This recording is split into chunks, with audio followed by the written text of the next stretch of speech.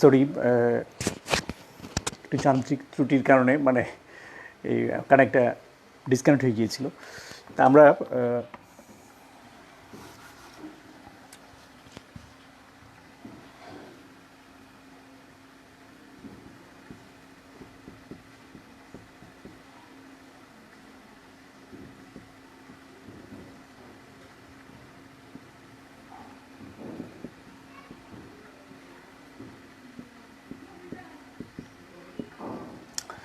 তাহলে ভাইরাস আক্রান্ত হলে পরে যে লক্ষণগুলো থাকে সেটা নিয়ে আমি একটু তোমাদের লিখতেছি, খুব সংক্ষিপ্তভাবে লিখবো। অর্থাৎ আমি খুব সংক্ষিপ্ত লিখবো এই কারণে যাতে তোমরা মনে রাখতে পারো। যেমন তোমার কি কি হতে পারে, যন্ত্র ওপেন করতে সময় বেশি লাগবে,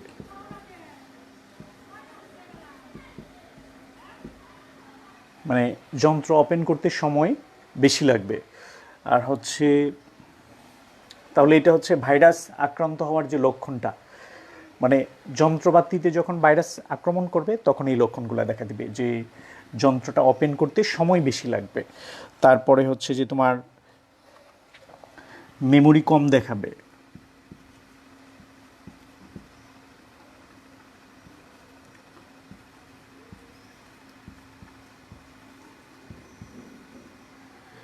মেমোরি কম দেখাবে। তারপরে হচ্ছে যে গতি কমে যাবে,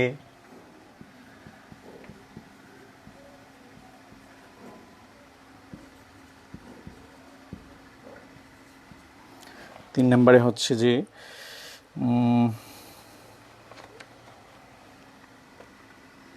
অপ্রত্যাশিত কিছু তথ্য চলে আসবে।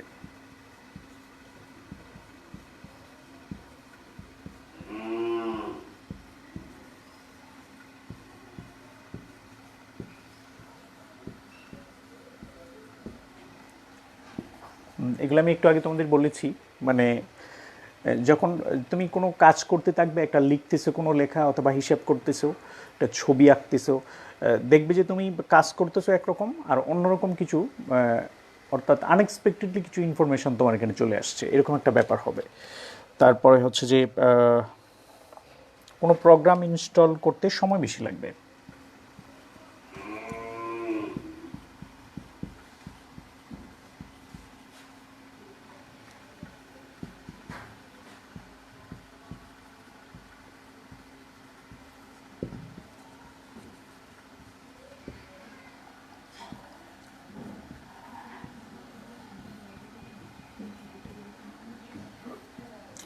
এখানে মোট 8টার মতো বিষয় আছে বইয়ের মধ্যে, আমি লিখে দিচ্ছি এগুলো, তোমরা একটু নোট করে নাও।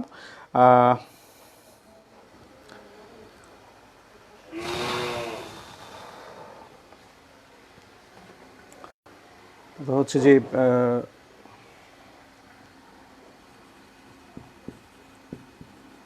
ফাইলের জন্য জায়গা বেশি লাগবে,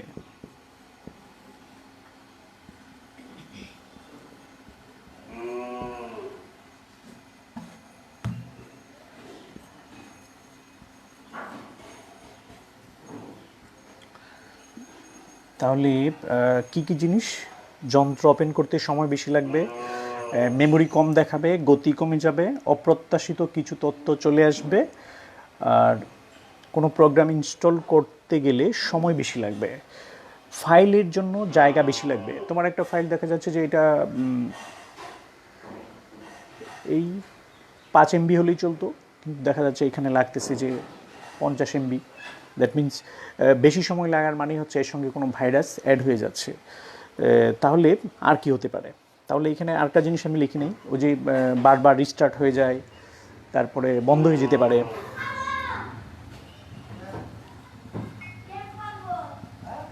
রিস্টার্ট বা বন্ধ হয়ে যেতে পারে।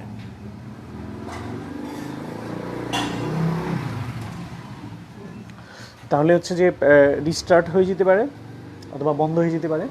আরেকটা কাজ হতে পারে যে ফাইলগুলোর নাম পরিবর্তন হয়ে যেতে পারে।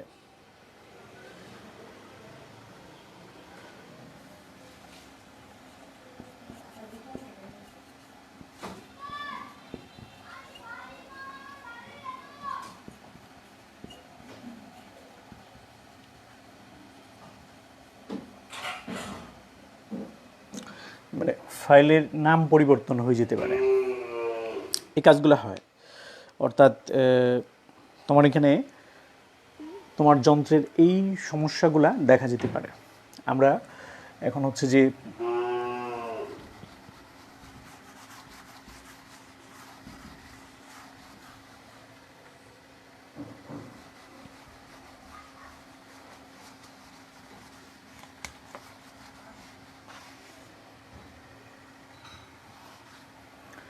ভাইরাস আক্রান্ত হওয়ার লক্ষণগুলো আমরা জানলাম। এখন হচ্ছে এটা কি ক্ষতি করতে পারে তোমার, অর্থাৎ গুরুত্বপূর্ণ যে জিনিস পোর্শনগুলো আছে এইগুলো হয়তো তোমার এর থেকে মানে পিসি থেকে তোমার ল্যাপটপ থেকে নষ্ট করে দিতে পারে। এইগুলো নিয়ে একটু লিখলেই হবে যে ভাইরাসের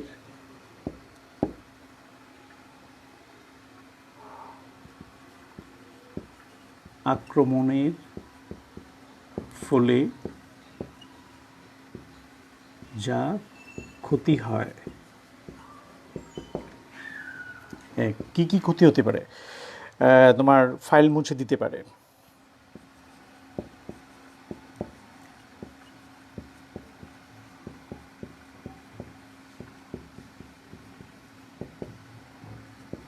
তারপর হচ্ছে ডেটা করাপ্ট করে দিতে পারে,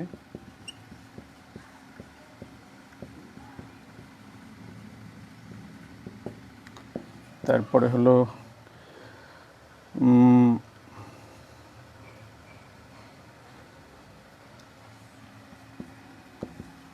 ডিসপ্লে করাপ্ট হতে পারে, বিকৃত হতে পারে, একই জিনিস।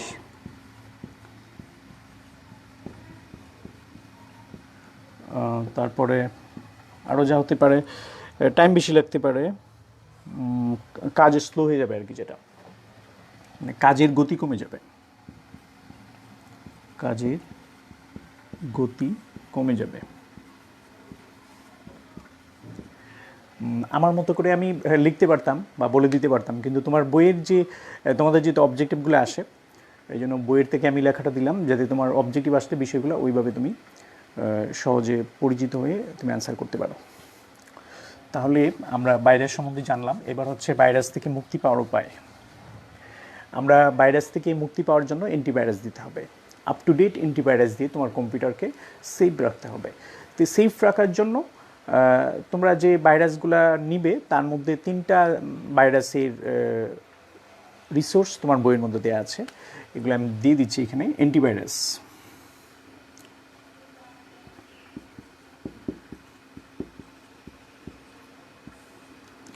অ্যান্টিভাইরাসগুলো তোমরা কোথায় কোথায় পাবে এটা এরকম তোমার বইয়ের মধ্যে দেয়া আছে।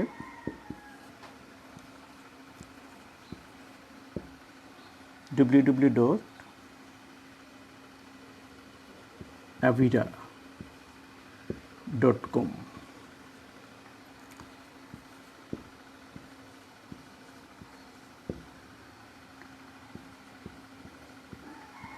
avast.com আরেকটা আছে তোমার বইয়ের মধ্যে, এরকম 3টা ভাইরাসের উৎস সম্পর্কে দেয়া আছে। আমি এগুলা ওই দেখি তোমাদের বলতেছি। আবিরা আছে, অ্যাভাস্ট আছে, একটা এভিজি আছে।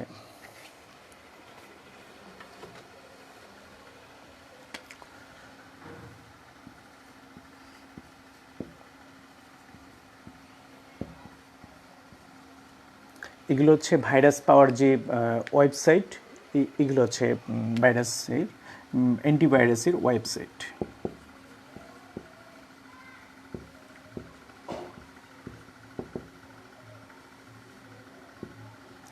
তো অ্যান্টিভাইরাসের যে ওয়েবসাইটগুলো আছে এখান থেকে তোমরা অ্যান্টিভাইরাস ডাউনলোড দিয়ে তোমার যন্ত্রের মধ্যে ইনস্টল করার পরে এটা দিয়ে তোমার সমস্ত ফাইলগুলোকে, তোমার সফটওয়্যারগুলোকে তুমি ভাইরাস মুক্ত করে নেবে।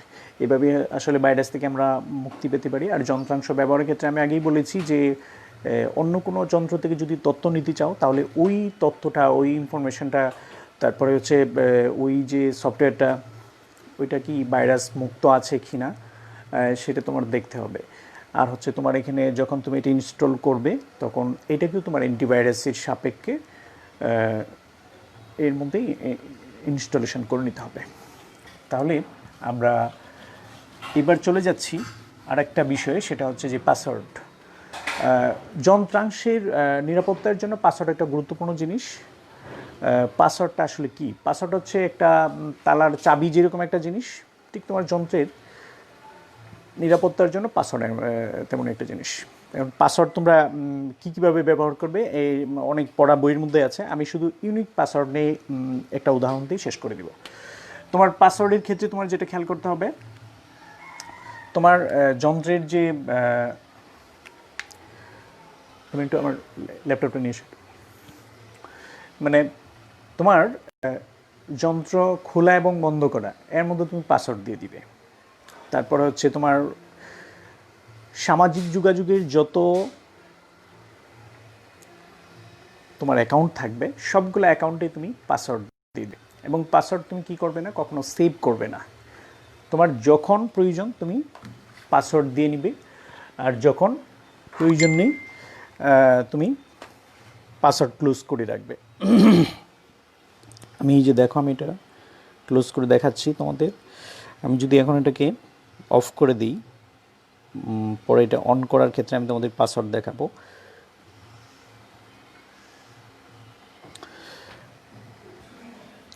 অর্থাৎ পাসওয়ার্ড ব্যবহারের ক্ষেত্রে তোমরা যেটা করবে, আমি একটা পাসওয়ার্ডের উদাহরণ দিয়ে দিচ্ছি শুধু, মানে কীরকম পাসওয়ার্ড তোমরা ব্যবহার করবে।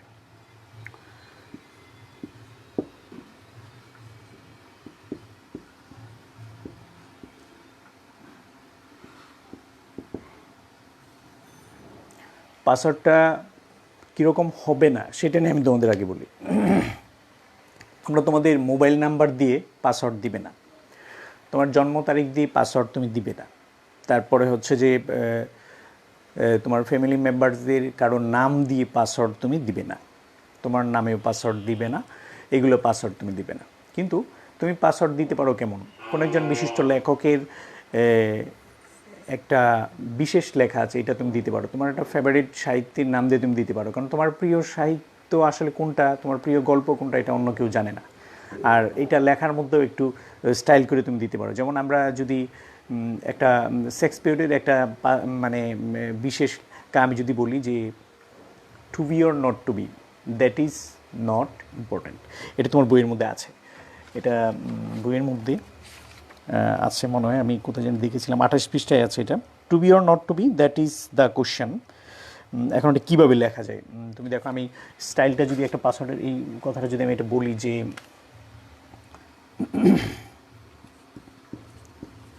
Two be or not to B,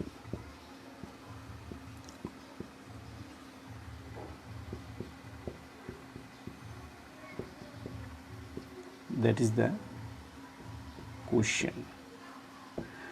এই যে এটা একটা লেখা শেক্সপিয়ারের, তোমরা জানো এটা to be or not to be, that is the question. পাসওয়ার্ডটা কিন্তু অবশ্যই একটু বড় করে দিবে। To be or not to be, that is the question, এটা কিন্তু আমি যেভাবে লিখছি তুমি এভাবে লিখবে না, তাহলে ইউনিক হবে না। ইউনিক মানে হচ্ছে ব্যতিক্রম, এটা অন্যরকম হবে। এইটা তুমি কীভাবে লিখবে, আমি একটা উদাহরণ দিচ্ছি। তুমি তোমার ইচ্ছা মতো পাসওয়ার্ড দিও তোমার অ্যাকাউন্টগুলোতে, তুমি এরকমভাবে দিবে।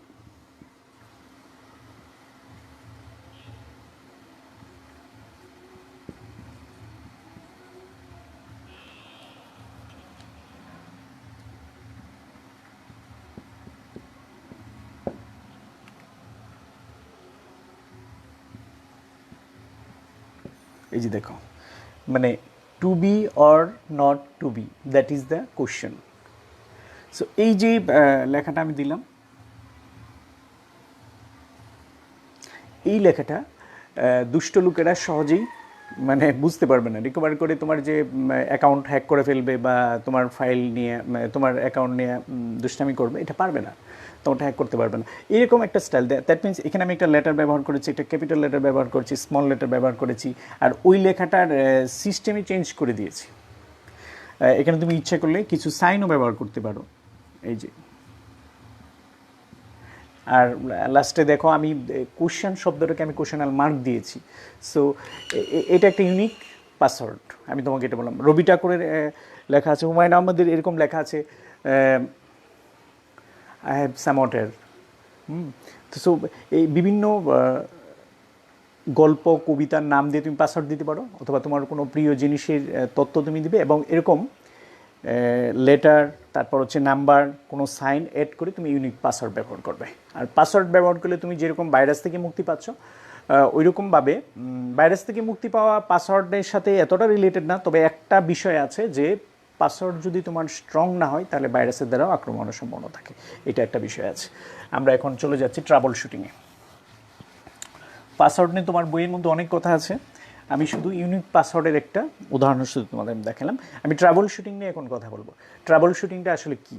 ট্রাবল হচ্ছে প্রবলেম, শুটিং মানে হচ্ছে গুলি করে সমস্যাটা দূর করে দেওয়া। এটা আমার মতো করে একটা করে বললাম। আসলে ট্রাবল শুটিং বইয়ের মধ্যে যেটা আছে সেটা হচ্ছে যে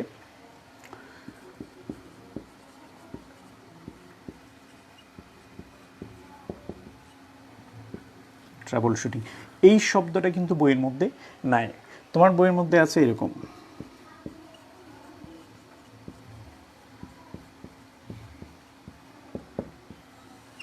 অর্থাৎ এই শব্দটা কিন্তু আসলে উপরেরটা না, উপরেরটা দিয়ে আমি বুঝাচ্ছি যে যেখানে প্রবলেম আছে সেটাকে গুলি করে প্রবলেমটা দূর করে দেওয়া, ঠিক একজাক্টলি কিন্তু ওইটা না। কিন্তু তোমার বইয়ে যে ট্রাবল শুটিংটা আছে সেটার মানে হচ্ছে সমস্যাটা কোথায় সেটা খুঁজে বের করা, সমস্যার উৎপত্তিস্থল খুঁজে বের করে তার সমাধান করা।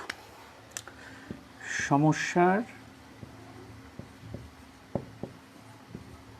উৎপত্তিস্থল খুঁজে বের করা।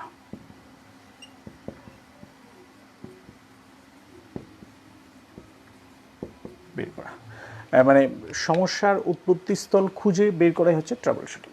এখন বইয়ের মধ্যে অনেকগুলো ট্রাবল শুটিংয়ের কথা আছে, মানে আমরা যে কোনো যন্ত্র ব্যবহার করি এটা নষ্ট হওয়ার সম্ভাবনা থাকে, নষ্ট হয়ে যেতে পারে, প্রবলেম দেখা দেয়, এইগুলোই আসলে ট্রাবল। কিন্তু তাহলে এই যে বিশেষ করে অন্য যত যন্ত্র আছে তার মধ্যে আইসিটি যে যন্ত্র আছে, আইসিটি যন্ত্রটার ক্ষেত্রে আরও বেশি সেন্সিটিভ আমরা করি, কারণ এটার ব্যবহার এখন সবচেয়ে বেশি। আমরা এই যন্ত্রগুলোর ক্ষেত্রে সবচেয়ে বেশি কেয়ারফুল থাকি এবং এটা নষ্ট হয়ে যাচ্ছে বেশি বেশি। তো এই ক্ষেত্রে বেশ কিছু সমস্যা আমরা দেখা দেয়। আমি কিছু সমস্যার সমাধান নিয়ে কথা বলবো। আমি সমস্যাগুলো বলে দিচ্ছি তোমাদের, সমাধানগুলো খুব ইনশর্টে বলবো। বইয়ের মধ্যে অনেক বড় করে আছে, আমি একটু ছোট করে বলবো যে তোমাদের মনে থাকে এবং কাজে লাগে। যেমন একটা সমস্যা হচ্ছে সিস্টেম চালু হচ্ছে না। সিস্টেম চালু হচ্ছে না একটা প্রবলেম।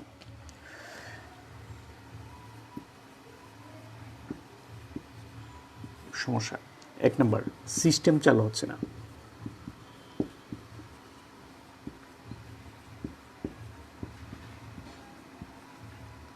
এখন আসলে সিস্টেমটা আসলে কি, আমরা যেটাকে সিপিইউ বলি, এই জিনিসটা তোমরা হয়তো দেখেছো ডেস্কটপে, এই যে আমি দেখাই, এরকম একটা যন্ত্র থাকে, এটা তোমরা দেখছো, এরকম সুইচ পয়েন্ট করা থাকে। এই যে এই বক্সটা যেটা থাকে, এই বক্সটা কিন্তু এই বড় করে যে বক্সটা থাকে তোমরা খেয়াল করেছো, এই বক্সটা কিন্তু একজাক্টলি মানে আমরা যেটাকে সিপিইউ বলি এটা কিন্তু আসলে সিপিইউ না, এটার নাম হচ্ছে সিস্টেম ইউনিট। এই সিস্টেম ইউনিটের ভিতরে সিপিইউ বলে একটা পার্টস আছে, central processing unit. Central processing ইউনিটের ভিতরে থাকে। এখন এই যে সিস্টেম ইউনিট দ্বারা যে যন্ত্রটা সেট করা থাকে, এটার সঙ্গে যদি ডেস্কটপ কানেক্ট দেওয়া থাকে, তাহলে এই যেরকম থাকে একটা ডেস্কটপ যদি এমন হয়,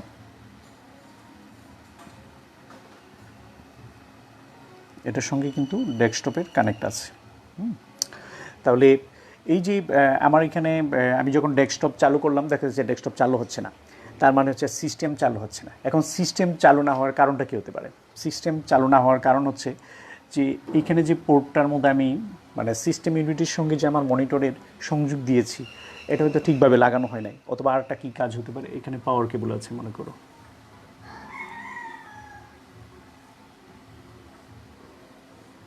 তো এখানে তো এটার সঙ্গে এটা অ্যাড থাকবে, বিদ্যুতের লাইন যেটা, আবার এর সঙ্গেও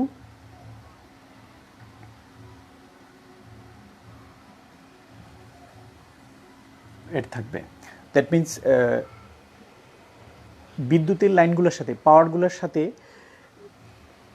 সিস্টেম ইউনিট আর হচ্ছে মনিটর এর কানেক্টগুলো দেখতে হবে। তাহলে আমার সমস্যা হচ্ছে সিস্টেম চালু হচ্ছে না, তাহলে সমাধান কি?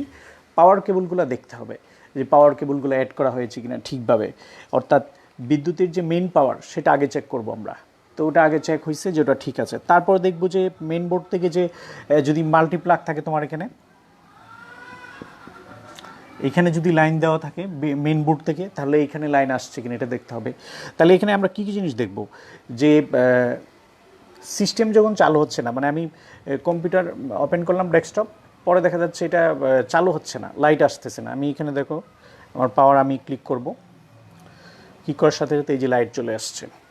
তো এটার লাইট চলে আসছে মানে কি, এটা পাওয়ার চলে আসছে, আমার সিস্টেম চালু হচ্ছে। তো সিস্টেম চালু হচ্ছে আর এটা হচ্ছে না, তাহলে না হওয়ার পিছনে এটারে আমি চার্জ করে রাখছি, তার মানে এর মধ্যে পাওয়ার আমার দেয়া আছে। তো যদি পাওয়ার দেওয়া থাকে তো এটা চালু হয়ে যাবে। আর যদি ওইখানে পাওয়ার ইউনিটের তথ্য অর্থাৎ পাওয়ার না আসে, বিদ্যুৎ না আসে, তাহলে চালু হবে না। তাহলে এখানে আমি একটা হচ্ছে যে মেইন পাওয়ার, বিদ্যুতের যে লাইন সেটা, এছাড়াও কিন্তু আর একটা বিদ্যুতের লাইন আছে যেটা এই সিপিইউর বা সিস্টেম ইউনিটের ভিতরে থাকে, সেটার নাম হচ্ছে পাওয়ার সাপ্লাই। সেটার নাম হচ্ছে পাওয়ার সাপ্লাই। তাহলে এইটা তোমাদের মনে রাখতে হবে। এখানে সিস্টেম চালু হচ্ছে না, তোমার কি মনে রাখতে হবে, পাওয়ার সাপ্লাই তোমার ঠিক নাও থাকতে পারে। এটা একটা বক্সের মতো, এটা পাওয়ার যে সাপ্লাই যেটা, এটা আমি তোমাদের ছবিটা দেখাই।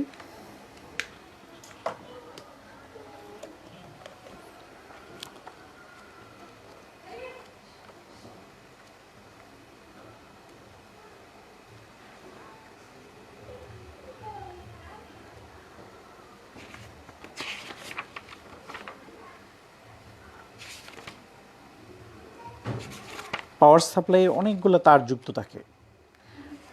এখন পাওয়ার সাপ্লাই, এই যে এটাই হচ্ছে পাওয়ার সাপ্লাইয়ের, এখানে আছে, আমরা গুগলে সার্চ দিলেও পাওয়ার সাপ্লাইটা দেখতে পারবে। এখানে অনেকগুলো তার লাগানো থাকে, যেটা সিস্টেম ইউনিটের মধ্যে মাদারবোর্ডের সঙ্গে এটা লাগানো থাকে।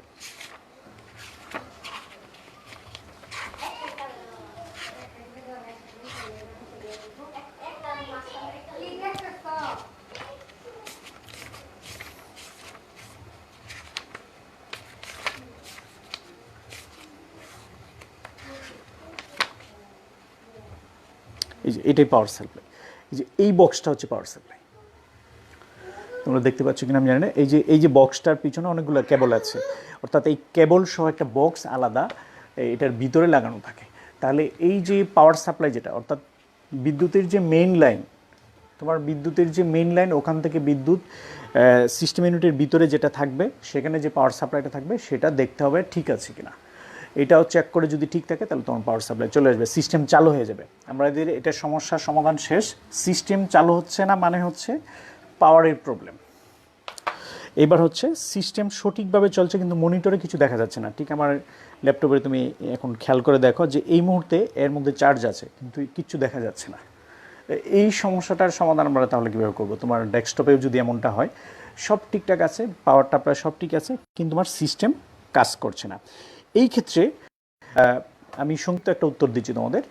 যদি সিস্টেম ঠিক থাকে, সিস্টেম ঠিক আছে কিন্তু মনিটরে কিছু দেখা যাচ্ছে না, 2 নম্বর সমস্যা, মনিটরে কিছু দেখা যাচ্ছে না।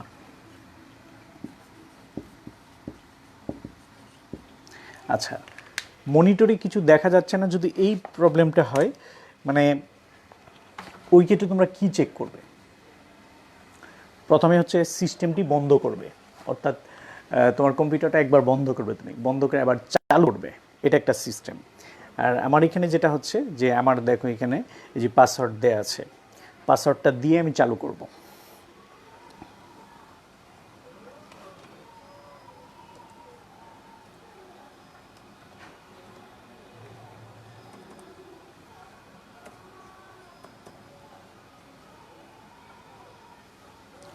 মানে তোমার কি করবে যে তুমি তোমার মনিটরটাকে একবার বন্ধ করবে আবার চালু করবে, এটা একটা বিষয়। আর র্যাম বলে একটা জিনিস আছে, র্যাম, র্যান্ডম অ্যাক্সেস মেমোরি। এই র্যামটা কিন্তু তোমার সিস্টেম ইউনিটের ভিতরে লাগানো থাকে, এটা চ্যাপ্টার ফিতার মতো, এটা স্লট আকারে থাকে। এইটা তোমার চেক করতে হবে। তাহলে তোমার এটার জন্য সিস্টেম ইউনিট খুলে মাদারবোর্ড বের করে এটা দেখতে হবে। তাহলে কেসিং খুলে ওটা করার কাজটা তুমি বাসায় পারবে না, হার্ডওয়্যারের কাজগুলো। তাহলে একটা তোমার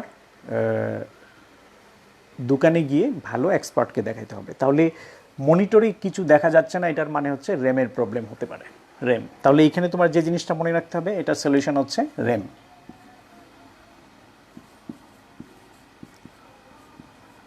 তোমাকে র্যাম খেল করতে হবে। আর প্রথমটার কথা আমি বলেছিলাম পাওয়ার সাপ্লাই। তাহলে 2 নম্বর সমস্যা হচ্ছে মনিটরে কিছু দেখা যাচ্ছে না, মানে হচ্ছে তোমার র্যাম প্রবলেম হতে পারে, র্যাম চেঞ্জ করা লাগতে পারে, অন্য একটা কম্পিউটারে র্যাম তোমার লাগাই দেখতে হবে ঠিক আছে কিনা, তাহলে নতুন র্যাম তুমি লাগাই নিবে। আর না হলে তোমার র্যামের সংযোগ যদি ঠিক না থাকে, র্যাম লাগানোর যে স্লটের যে পয়েন্টটা আছে ওই জায়গাটাকে পরিষ্কার করতে হয়, এটা পরিষ্কার করে আবার লাগাইতে হবে। তার মানে হচ্ছে যে পাওয়ার সাপ্লাই চেক করতে হবে, র্যাম দেখতে হবে, এটার মাধ্যমে তোমার কী হবে, এই মনিটরের যে কিছু দেখা যাচ্ছে না এই সমস্যার সমাধান হবে। এখানে আরেকটা ব্যাপার আছে, সেটা হলো যে ক্যাপাসিটার যেটা আছে ওইটারও কিন্তু খেয়াল করতে হয়, এটাও কিন্তু মানে কানেক্টর ঠিক আছে কিনা এটা দেখতে হবে। আচ্ছা, এই হচ্ছে তোমার র্যামের কথা বললাম তোমাকে আমি। সিস্টেম সঠিকভাবে যদি কাজ করে কিন্তু মনিটরে কিছু দেখা যাচ্ছে না, সেটার জন্য র্যাম, সলিউশন হচ্ছে র্যাম। এবার আমরা আরেকটা সমস্যায় যাচ্ছি। 3 নম্বর হচ্ছে,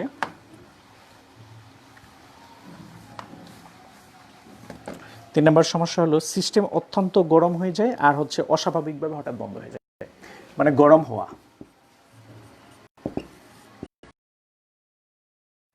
এখন তোমার খুব বেশি গরম হয়ে যায়, কম্পিউটারের এই যে সিস্টেম ইউনিট আছে তার মধ্যে যে মাদারবোর্ড আছে, মাদারবোর্ডের মধ্যে কিন্তু মানে একটা ফ্যান লাগানো থাকে, এটাকে কুলিং ফ্যান বলে।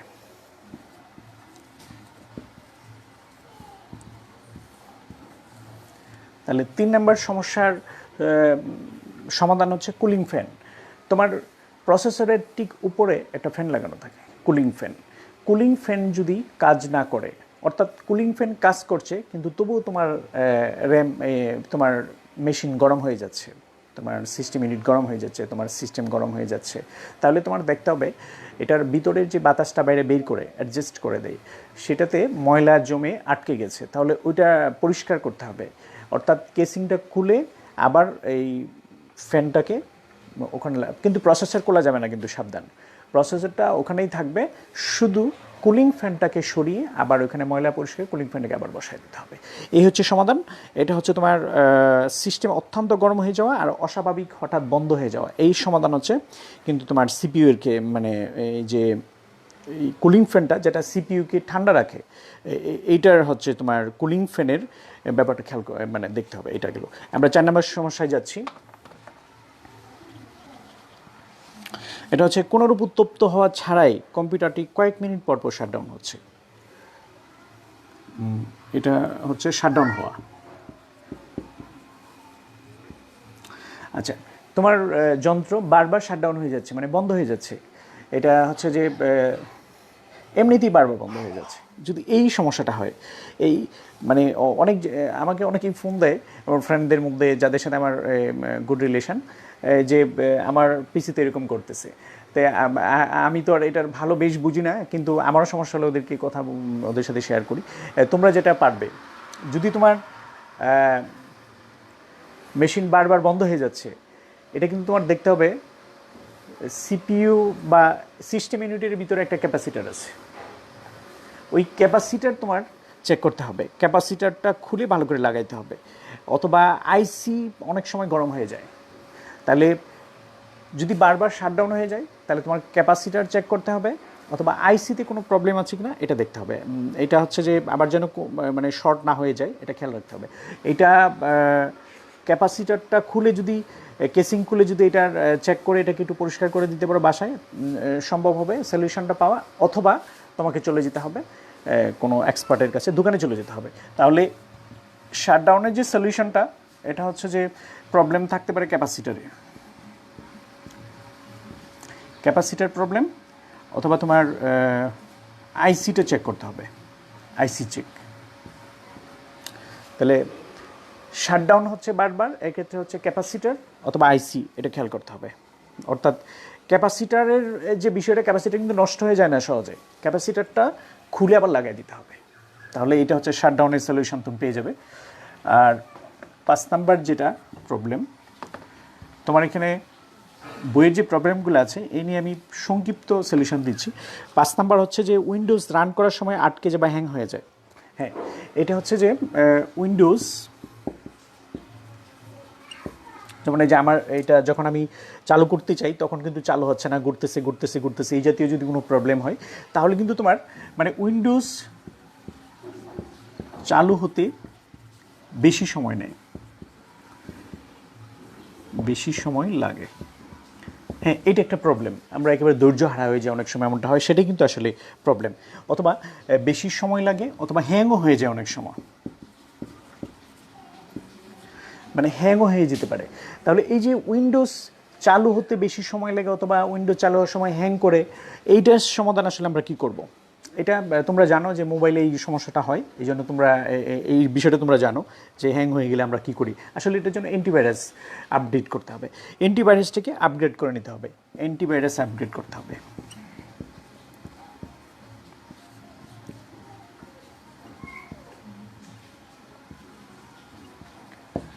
তাহলে অ্যান্টিভাইরাস যদি আপগ্রেড করো একটা বিষয়, আর একটা বিষয় হচ্ছে যে অ্যান্টিভাইরাস আপগ্রেডের সাথে সাথে তোমার একটা কাজ করতে হবে যে তোমার সি ড্রাইভের যদি সমাধান একেবারেই না হচ্ছে, অ্যান্টিভাইরাস আপগ্রেড করার পরে যদি না হচ্ছে, তাহলে সি ড্রাইভের ভিতরে সি ড্রাইভ যেটা, সি ড্রাইভের গুরুত্বপূর্ণ তথ্যগুলো অন্য জায়গায় সরিয়ে সি ড্রাইভটাকে তোমার একেবারে ফ্রেশ করে নিতে হবে, আবার নতুন করে সি ড্রাইভের মধ্যে তোমার তথ্যগুলো দিতে হবে।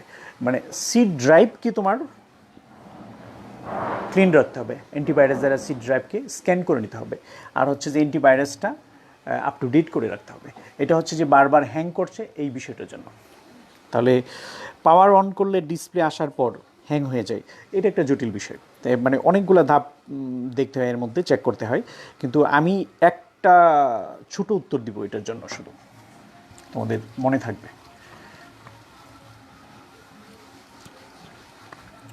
মানে এটা হচ্ছে যে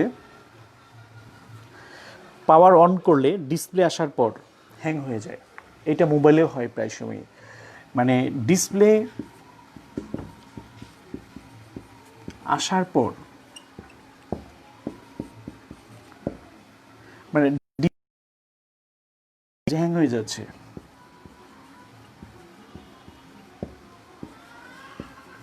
এটা অনেকগুলো কারণে হতে পারে। মানে আমি কাজ করতেছি, এই মুহূর্তে হ্যাং হয়ে যাচ্ছে, এটা একটা বিষয় আর কি। আর আগের প্রবলেমটা ছিল হচ্ছে যে চালুই হচ্ছে না, চালু হচ্ছে অফ হচ্ছে, চালু হচ্ছে হচ্ছে, এটা একটা প্রবলেম। আর এটা হচ্ছে যে ডিসপ্লে আসছে, কাজ করতেছি, তখন হ্যাং হয়ে যাচ্ছে কাজের মাঝখানে। এটা অনেকগুলো কারণ হতে পারে। এখন কি কি কারণগুলো হবে, কম্পিউটার কি কি কাজ তুমি করবে সেটা বিষয় না, আমি একটা বিষয় বলে দিচ্ছি তোমাকে যে এটার পরিচিত যে জিনিসগুলোর কারণে হতে পারে, যেমন সেটা হচ্ছে যে কিবোর্ড আর হচ্ছে মাউস। এই কিবোর্ড আর মাউসের কানেকশান যদি লুজ থাকে তাহলে কিন্তু এই প্রবলেমটা হয়, এটা তোমরা মনে রাখিও। এখন কিবোর্ড আর কানেকশানের মাউসের যে কানেকশান, এই কিবোর্ড অ্যান্ড মাউসের গুড কানেকশন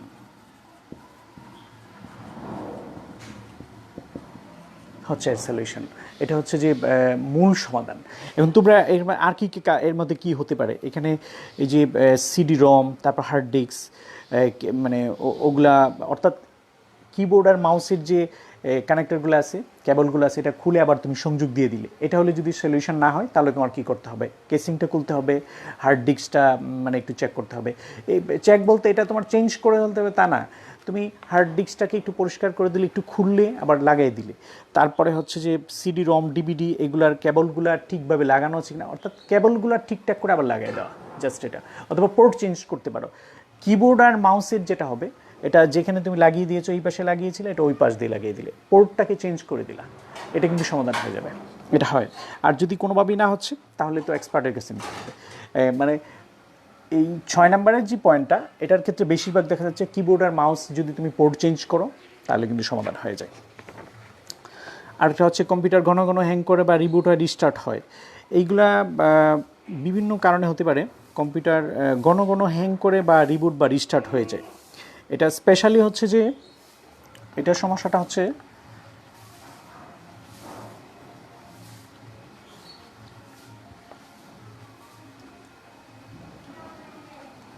এটা ইদানিং আমাদের হয়, আমরা খেয়াল করেছি, মানে এটা আমি বলে দিচ্ছি তোমাদের, ঘন ঘন রিবুট হয়, রিস্টার্ট হয়। এটা একটা মানে বিষয়, রিবুট বা রিস্টার্ট হয় যেটা মোবাইলে হয়। এটা হচ্ছে এমন কোনো সফটওয়্যার তুমি ইনস্টল করেছো যেটা তোমার পিসিতে নিতে পারছে না, তোমার মেমোরিতে জায়গা কম, অথবা তুমি তাৎক্ষণিক ঠিকই কাজ করেছিলে কিন্তু ওই সফটওয়্যারটা এখনও রয়ে গেছে না। আমরা কিন্তু এখন এই যে বিভিন্ন মিটিং, অনলাইন মিটিং করার জন্য আমরা গুগল মিট, তারপরে হচ্ছে এই জাতীয় গুগল মিট জাতীয় আরও কিছু সফটওয়্যার আমরা ডাউনলোড দিই, যেগুলোতে দেখা যাচ্ছে যে আমার মোবাইল অনেক সময় সাপোর্ট করছে না, তখন কিন্তু এগুলা মিটিং শেষ এটাকে আবার আমরা, যেমন আমি স্পেশালি এটা ডিলিট করে দিই, যেদিন আমার মিটিং থাকবে সেদিন আমি এটা আবার কী করি যে ইনস্টল করে নিই। অর্থাৎ এইটা হচ্ছে যে তোমার অ্যান্টিভাইরাসটা আপ টু ডেট না, এটা একটা ব্যাপার হতে পারে। এক নাম্বার হচ্ছে অ্যান্টিভাইরাস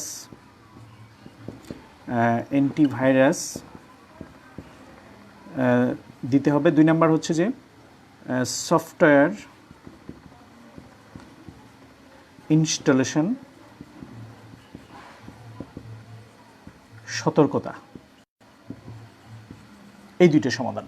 অর্থাৎ ঘন ঘন রিবুট আর রিস্টার্ট হচ্ছে, রিবুট হয়ে যায়, রিস্টার্ট হয়ে যায়, এই ক্ষেত্রে তোমার অ্যান্টিভাইরাসটা আপ টু ডেট আছে কিনা দেখতে হবে। আর একটা বিষয় হচ্ছে যে সফটওয়্যার ইনস্টলেশনে সতর্ক থাকতে হবে, তোমার যেটা সাপোর্ট করে সেরকম সফটওয়্যার দিতে হবে। মেমোরি যদি কভার না করে তাহলে অতিরিক্ত সফটওয়্যার তোমার এখানে রাখা যাবে না, সফটওয়্যারটাকে সরাই ফেলতে হবে, আনইনস্টল করে দিবে সফটওয়্যার।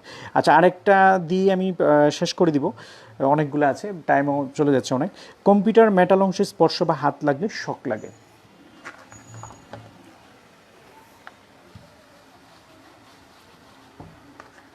এটা হচ্ছে যে 8 নাম্বার,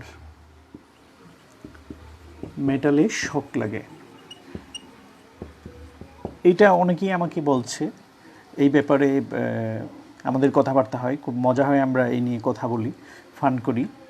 মানে কম্পিউটারে মেটালে যদি হাত লাগে তাহলে শক লাগে। দেখা যাচ্ছে কম্পিউটারে যেখানে দাতব পার্টস আছে ওখানে টাচ লাগলেই শক লাগতেছে।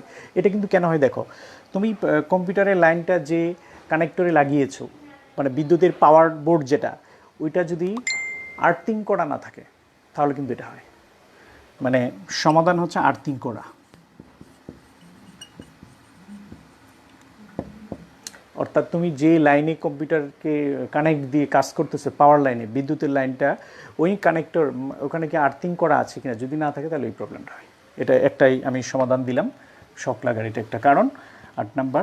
আরেকটাতে যাচ্ছি, এটাতে আমি যখন ডেস্কটপ ব্যবহার করতাম তখন এই প্রবলেমে আমি পড়েছিলাম। 9 নাম্বার, এটা দিয়ে আজকে আমরা শেষ করব। মানে কম্পিউটারের তারিখ আর সময় ঠিক থাকে না।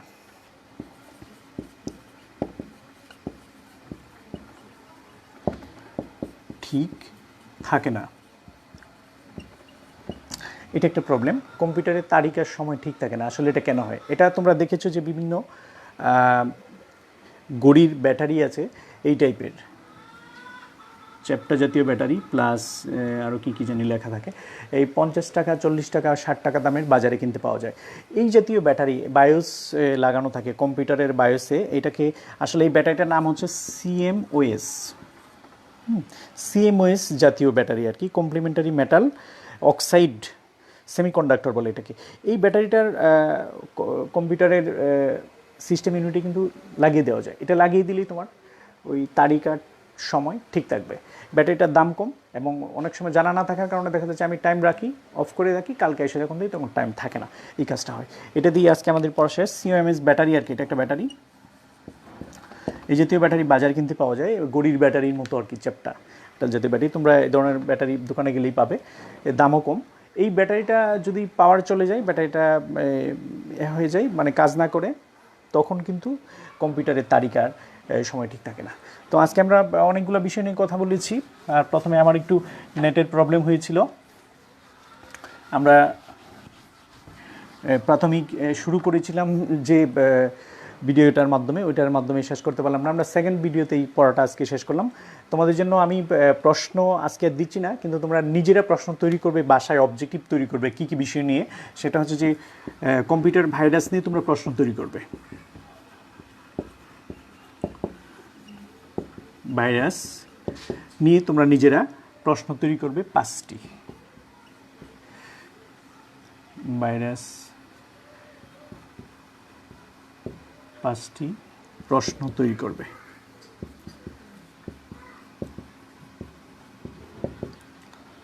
আর হচ্ছে যে ট্রাবল শুটিং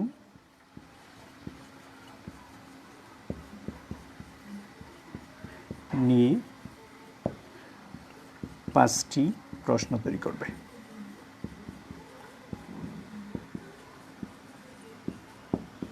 মানে কম্পিউটারের ভাইরাস আর হচ্ছে ট্রাবল শুটিং নিয়ে 5টি প্রশ্ন, এই মোট 10টি প্রশ্ন তুমি তৈরি করবে। এটা তোমার হচ্ছে বাড়ির কাজ।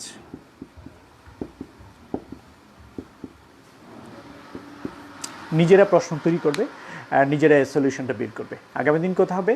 অনেক ভালো থাকো, দোয়া করি তোমাদের জন্য, আমার জন্য দোয়া করবে। Thank you very much.